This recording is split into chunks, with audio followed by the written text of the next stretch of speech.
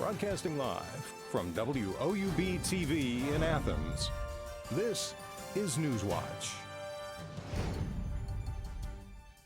Office is now in custody. Good evening, I'm Kelsey Steele. Thanks for joining us. 36-year-old Jason Sarver has been arrested on 2 counts of sexual battery. Sarver is a criminal defense attorney who handles court-appointed cases in Hocking County. Athens County Prosecutor Keller Blackburn says Sarver allegedly engaged in sexual conduct with a court-appointed client on more than one instance. Sarver's bond is set at $25,000. The case is still under investigation. OUPD released a crime alert late Tuesday night about an alleged incident of gross sexual imposition.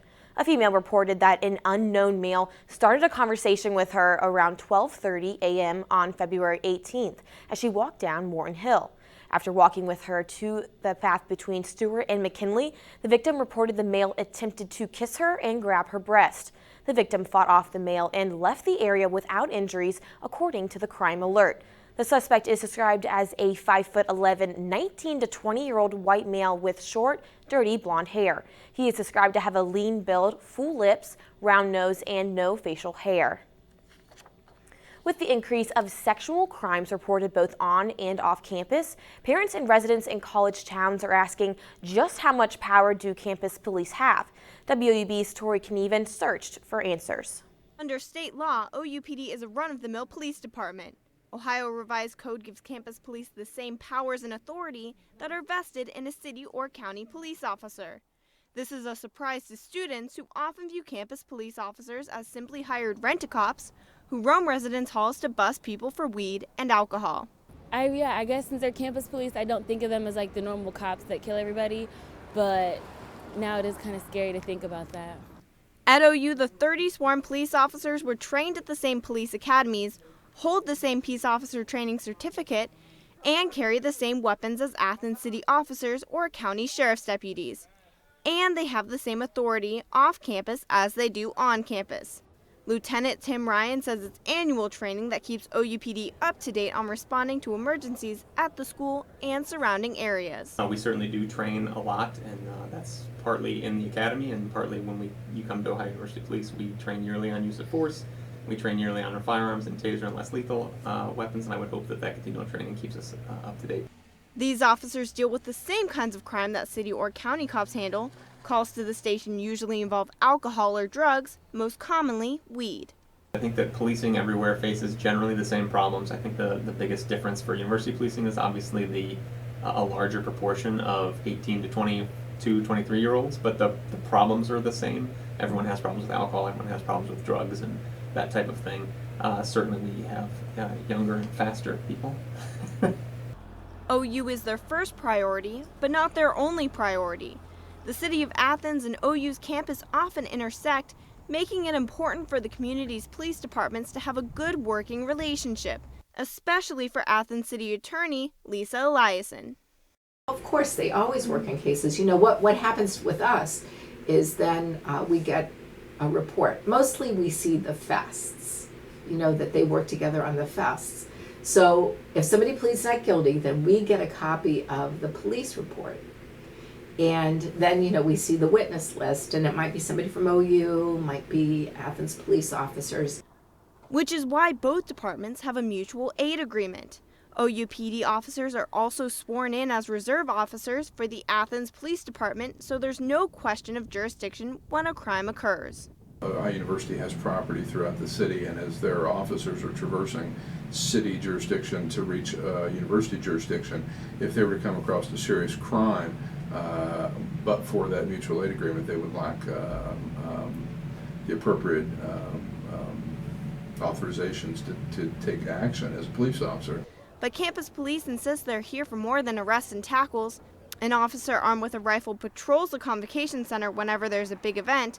They also boast a canine unit, but their biggest concern, keeping students safe. We're here to help. We don't want to be seen as the bad guys or be seen as the enemy, really. You know, we all live normal lives outside of this. You know, people don't need to be scared of the uniform or be scared of the badge. You know, they need to realize that they can talk to us just like, you know, they talk to their friends. University has never had an issue with campus police interactions with students, even with the party culture. The City of Athens has a new director of code enforcement. Rick Sorois is a retired United States Air Force veteran. He has had various roles involving safety, inspection, and other administrative duties since 1994. Sorois is a resident of Guysville, Ohio, and is ready to get to work. He's set to start on March 1st.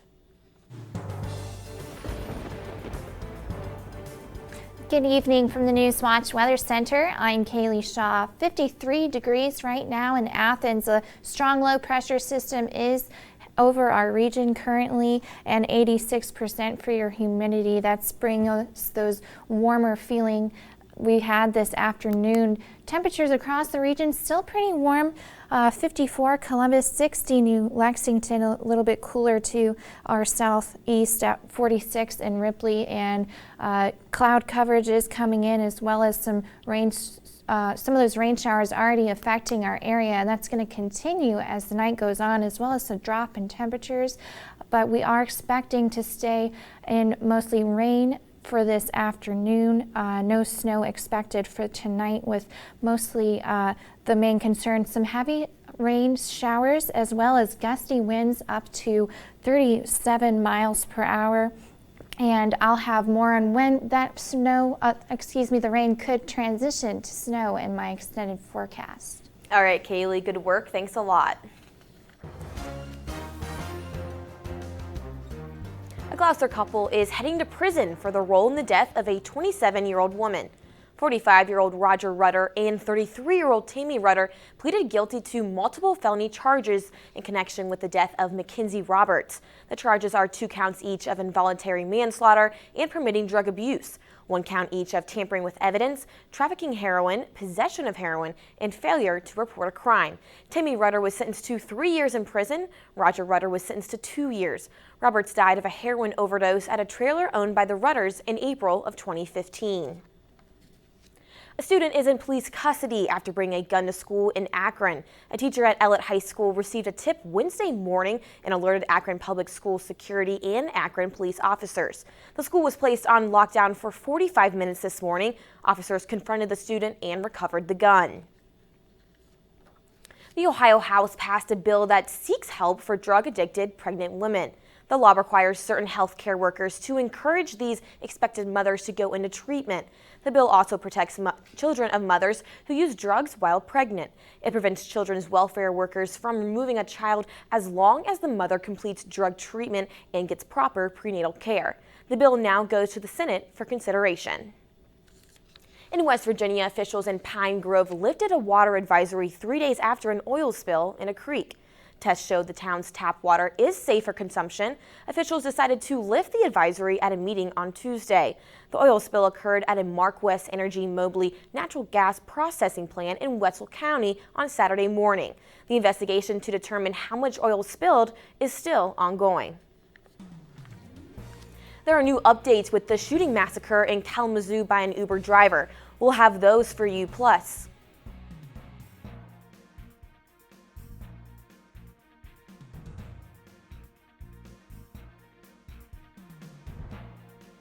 Trump took Nevada. What's in store for the Democratic primary on Saturday? These stories and more when Newswatch returns.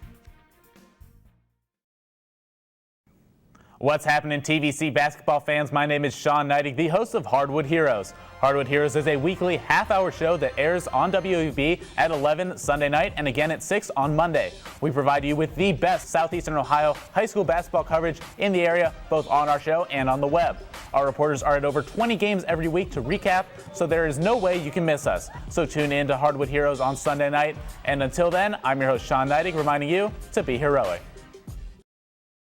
Ohio University students really have a huge sense of pride in our campus, in our school, and in our education. People don't come to Ohio just to go to college. They come here to become a Bobcat. It's a really unique atmosphere. Bobcat pride is having that natural camaraderie. Bobcats are just happy to be Bobcats. My favorite time of year at Ohio has to be homecoming. When the alumni come back, you can see that the love of this university doesn't fade. Once you're a Bobcat, you're always a Bobcat. The student body here at Ohio University absolutely is a family. The students support one another. You become this unit, this big, friendly family unit. There's this connectedness. You feel a part of something.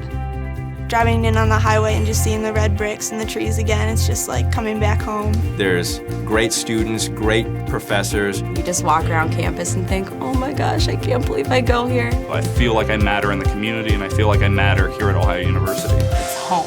Athens is home.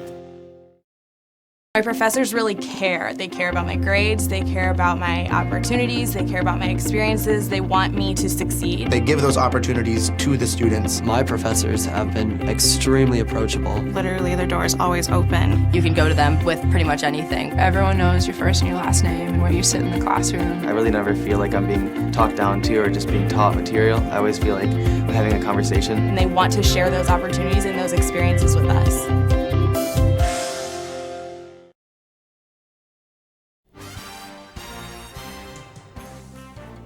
New details are emerging about the man accused of shooting and killing 6 people in Kalamazoo, Michigan. 45-year-old Brian Dalton is accused of killing 6 and injuring 2. Prosecutors are charging Dalton with 6 counts of murder, 2 counts of assault with intent to commit murder, and 8 firearm-related counts. Police say Dalton opened fire at 3 locations over the course of nearly 7 hours Saturday night, picking up Uber fares in between shootings. A total of 8 people were shot, 6 were killed. According to Uber, Dalton had passed a background check and received positive feedback. Investigators are trying to find a motive for why a married father of 2 with no criminal record would carry out such a cold-blooded massacre. It was an awful, awful feeling to know that someone who you had once worked with and been relatively close to was capable of something like that. His family has released a statement expressing their condolences. In part, it says, quote, "We express our love and support for everyone involved. We intend to cooperate in every way that we can to help determine why and how this occurred." The Texas Court of Criminal Appeals has dismissed the indictments against former Texas Governor Rick Perry. Perry was indicted in 2014 on charges of abuse of official capacity and coercion of a public servant. The case came about from a threat to veto money for Travis County's Public Integrity Unit unless a district attorney resigned for her DWI conviction. Perry cut the money when the DA refused to sign. Perry says he is proud of the court's decision. Where the prosecution sought to erode a governor's authority, I am proud to have acted in the best interest of Texas taxpayers. Where the prosecution sought to create a chilling effect, chilling restraint on the right of free speech, I am proud to have fought for the inalienable rights guaranteed by our Constitution. And where the prosecution sought to achieve a political outcome through our court system, I'm proud that the rule of law prevailed. Now, from the former presidential candidate onto the 2016 election. Nevada has long been considered the Wild West of politics. Ahead of the state's GOP presidential caucuses Tuesday, the smart money was on Donald Trump, and the smart money paid off. Reed Binion reports. Now we're winning the country. Donald Trump rode to victory in the Nevada caucuses Tuesday. We won with young, we won with old, we won with highly educated, we won with poorly educated. I love the poorly educated. But with Trump highly favored even before the results started coming in, the real fight was between Ted Cruz and Marco Rubio for second place. Cruz spinning his showing in Nevada as progress. We are one step closer to turning the pages on the failures of the Obama-Clinton disaster. Rubio touting his establishment candidate identity as critical for a general election win. I'm a conservative that can unite this party. As the Republicans watched the Nevada returns come in, Democrats hit them on the issue of race at CNN's South Carolina town hall. This birther issue, which we heard from Donald Trump and others, a racist effort to try to delegitimize the President of the United States. Bernie Sanders courting the minority vote ahead of the state's Saturday primary and hitting rival Hillary Clinton over her paid speeches to Wall Street, demanding that she release the transcripts. Clinton saying she would on one condition. Sure, if everybody does it, and that includes the Republicans. Why is there one standard for me and not for everybody else. I'm Reed Binion reporting. Move over like button, you've got some competition on Facebook. Facebook announced today they're expanding its users' ability to react to something on their news feeds. The social networking site used to only have a thumbs up button if you wanted to like something. Now, if you hover your mouse over the thumbs up button, you can choose from like, love, haha, wow, sad, or angry. Facebook said it tested the reactions in a few markets last year and received good reviews. The new options are already available worldwide on your desktop or mobile device. On Wall Street today, U.S. stocks rose slightly. Here's a look at stocks of local interest.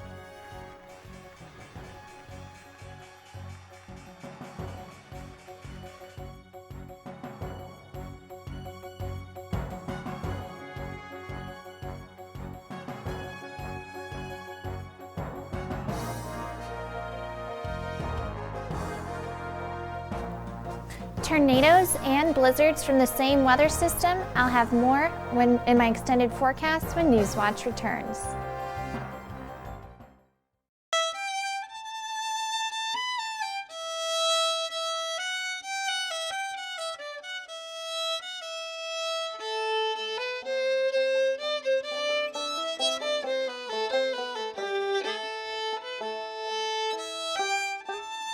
Nestled in the heart of the Hocking Valley sits a town with a story.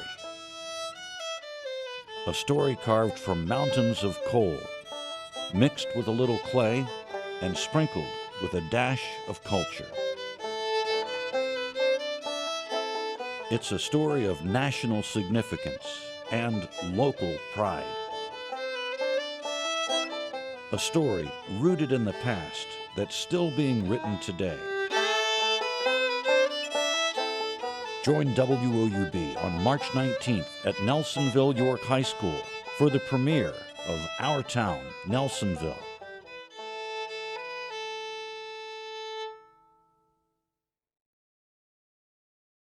Ohio University students really have a huge sense of pride in our campus, in our school, and in our education. People don't come to Ohio just to go to college. They come here to become a Bobcat. It's a really unique atmosphere. Bobcat pride is having that natural camaraderie. Bobcats are just happy to be Bobcats. My favorite time of year at Ohio has to be homecoming. When the alumni come back, you can see that the love of this university doesn't fade. Once you're a Bobcat, you're always a Bobcat. The student body here at Ohio University absolutely is a family. The students support one another. You become this unit, this big, friendly family unit. There's this connectedness. You feel a part of something. Driving in on the highway and just seeing the red bricks and the trees again, it's just like coming back home. There's great students, great professors. You just walk around campus and think, oh my gosh, I can't believe I go here. I feel like I matter in the community, and I feel like I matter here at Ohio University. It's home. Athens is home.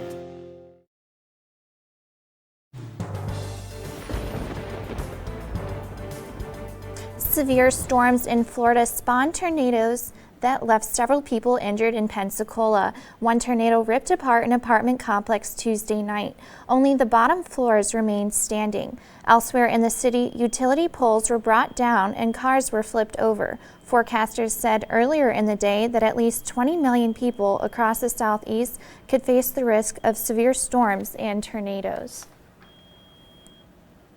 Good evening and welcome back to the Newswatch Weather Center. I am Kaylee Shaw and I am tracking these same storm systems across the nation, and we are experiencing we are experiencing this same system. Luckily, no tornadoes in our region, but we do have some rain in this afternoon, and here is a look at tonight's lows as that system is headed into our way. 30s for our lows, but we are expected to stay with mostly rain for our precipitation tonight, as well as gusty winds expected. Here's a look at our almanac for today. 63 for our high. It was pretty muggy out there with the high humidity, so it felt even warmer. Here's a look at your lows, your temperatures across the region right now. Still warm, and again, here's those lows. Temperatures for tonight getting much cooler. We are going to stay with rain for tonight. No snow expected. Maybe overnight we may see a rain-snow mix. Here's a look at your temperatures for tomorrow. Not much higher than your low temperatures for tonight, so it is going to be much cooler for your day tomorrow. We are expecting the gusty winds to stay around. May see some wind advisories tomorrow with gusts up to 35 miles per hour approximately, and we are expected some transition of rain, snow into the midday tomorrow. And as you see, these temperatures are going to fall as the night goes on. That's when we're going to see some potential for snow. This is Thursday evening we're looking at, and we aren't expecting a lot of precip to accumulate, only around 1 inch. As the timing of the system, much of it, we will still be in rain throughout the day tomorrow. Here's a look at your precipcast. This strong low pressure system is what is causing all of this. And if you checked out a watch and warning map, there's actually some blizzard warnings to our northwest and some tornado warnings to our south. And luckily, no severe weather for us like that, just the heavy rain expected as well as gusty winds.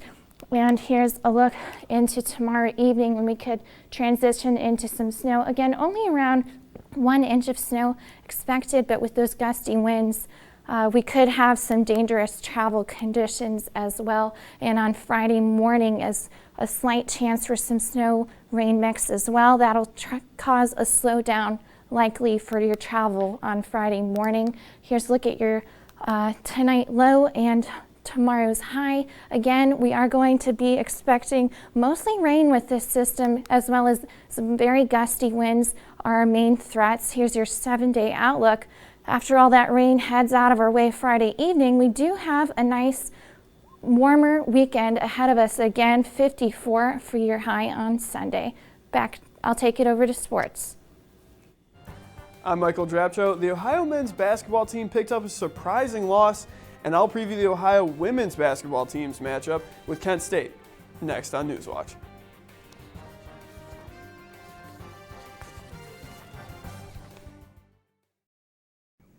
What's happening, TVC basketball fans? My name is Sean Neidig, the host of Hardwood Heroes. Hardwood Heroes is a weekly half-hour show that airs on WOUB at 11 Sunday night and again at 6 on Monday. We provide you with the best Southeastern Ohio high school basketball coverage in the area, both on our show and on the web. Our reporters are at over 20 games every week to recap, so there is no way you can miss us. So tune in to Hardwood Heroes on Sunday night. And until then, I'm your host, Sean Neidig, reminding you to be heroic. Ohio University students really have a huge sense of pride in our campus, in our school, and in our education. People don't come to Ohio just to go to college. They come here to become a Bobcat. It's a really unique atmosphere. Bobcat pride is having that natural camaraderie. Bobcats are just happy to be Bobcats. My favorite time of year at Ohio has to be homecoming. When the alumni come back, you can see that the love of this university doesn't fade. Once you're a Bobcat, you're always a Bobcat. The student body here at Ohio University absolutely is a family. The students support one another. You become this unit, this big, friendly family unit. There's this connectedness. You feel a part of something.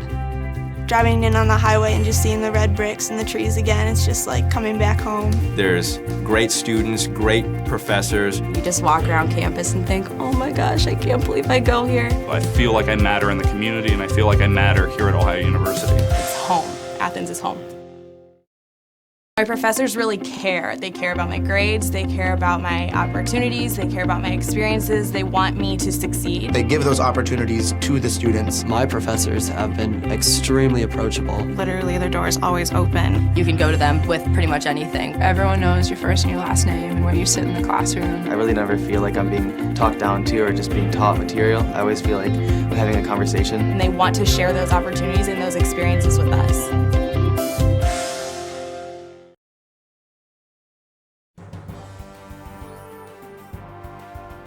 Welcome back, I'm Michael Drapcho. Coming into Tuesday night's game, Ohio was riding a 5-game winning streak, but that didn't seem to matter to the struggling Bowling Green Falcons.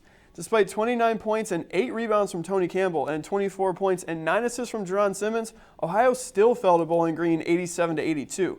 The main issue for Ohio in the game was its inability to keep Bowling Green from getting to the rim, a problem that Ohio struggled with earlier this season.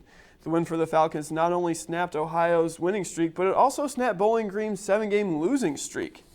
Now, the Bobcats missed out on a golden opportunity to gain some ground and a share of the lead in the MAC standings with the loss on Tuesday.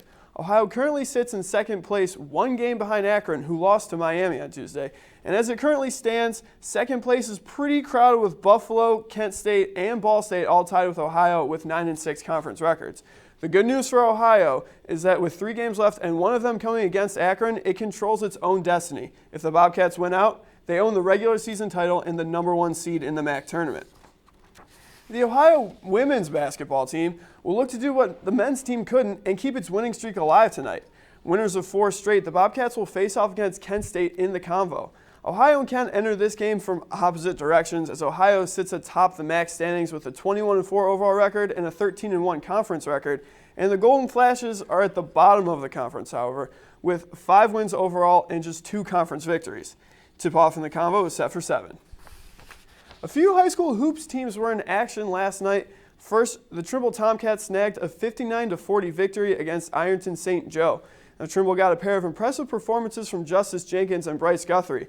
Jenkins had 14 points, 6 rebounds, and 4 assists, while Guthrie had 18 points and 10 rebounds.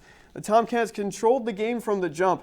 They led St. Joe 17-2 at the end of the first quarter and never looked back. Up next for Trimble is a matchup with the winner of the game between Peebles and Portsmouth Clay. Belpre and Miller, on the other hand, were locked in a tight game that swung on 1 play. Miller had a 4-point lead late in the fourth quarter when the Falcons got a steal and what looked to be a breakaway layup. However, Belpre's Dejon Bedgood chased down and blocked the layup attempt. Bedgood's block ignited an 8-0 run for the Golden Eagles to put them up 54-50. Belpre never looked back after that, taking the game 63-52 along with the sectional championship. Belpre's next game will be against the Sciotoville East on March 1st. The Cleveland Cavaliers are looking to get back on track after a disappointing loss to Detroit on Monday. They'll welcome the Charlotte Hornets to the Q, and unfortunately for Cleveland, it'll be a tough matchup. As winners of 5 straight and 7 of 8, the Hornets are playing some of their best basketball of the season. A key for the Cavs in this one will be taking care of the ball, as turnovers were Cleveland's undoing Monday. The team turned it over 17 times in the loss. Tip-off for this one is set for 7. I'm Michael Drapcho, and that's it for sports. Back to you, Kelsey. Great stuff, Michael. Thanks a lot. A heartwarming reunion in New Jersey. Army Specialist Amanda Rodriguez is back home after nearly a year deployment in Afghanistan. The single mom wanted to surprise her 3-year-old son, Zayden, so she showed up at his daycare. Rodriguez said she was nervous about his reaction at first, but as soon as Zayden saw his mother, he ran straight into her arms. All right, now for one final look at weather, I'll toss it over to Kaylee. Thanks, Kelsey. Tonight, a low around 35. We are close to that freezing point, but we're going to stay with mostly rain tonight and some gusty winds as well with this storm. Here's a look at tomorrow. Not much warmer for your high, but again, mostly rain with this system. We'll have a few rain-snow mixes, and again, those gusty winds are a big concern. You may even see a few rumbles of thunder tonight with that 80% chance of rain, and then overnight, so snow mix is possible again, and then Friday, just a slight chance for some snow. I'll take it back to you, Kelsey. And that does it for our broadcast this evening. Thanks for watching. I'm Kelsey Steele. Stay tuned to the PBS NewsHour coming up next. And remember, you can find the latest news anytime at WOUB.org. Have a great night. And stay tuned to WOUB. Here's a look at what's coming up tonight on your public television station.